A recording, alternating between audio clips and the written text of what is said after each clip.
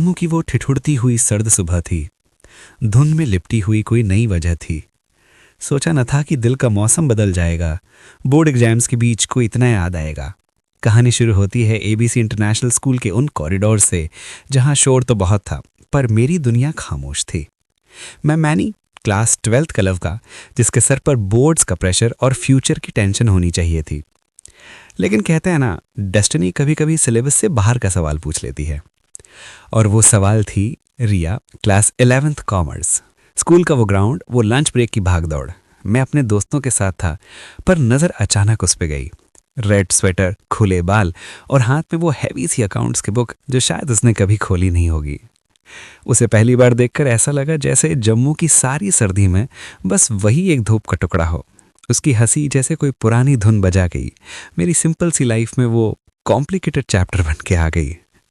लोग कहते हैं क्लास 12th और 11th का कोई मैच नहीं होता, पर दिल को ये लॉजिक समझाने का कोई पैच नहीं होता। हमारी पहली बात बड़ी अजीब थी। कोई फिल्मी टकराव नहीं हुआ था। लाइब्रेरी में था मैं, फिजिक्स पढ़ रहा था या दिखावा कर रहा था। वो आई, मेरे सामने वाली चेयर खींच के बैठ गई। धड़कन, पूछो मत। फेल होने का डर उतना नहीं था जितना उसके सामने कुछ गलत बोलने का था। उसने धीरे से पूछा, एक्सक्यूज मी, एक्स्ट्रा पेन है क्या? मेरा पेन तो मेरे हाथ में ही था, पर मैंने बैग से नया निकाल कर दिया, सिर्फ इसलिए कि ये 2 सेकंड की कॉन्वर्जेशन 10 सेकंड तक खिंच जाए। उस दिन वो थैंक यू बोल के चली गई, पर वो पेन वापस कभी नहीं आया। और मेरा फोकस, वो भी उस पेन के साथ चला गया। मुझे लगा था ये सिर्फ स्कूल क्रश है, 2 दिन का बुखार है, उतर जाएगा।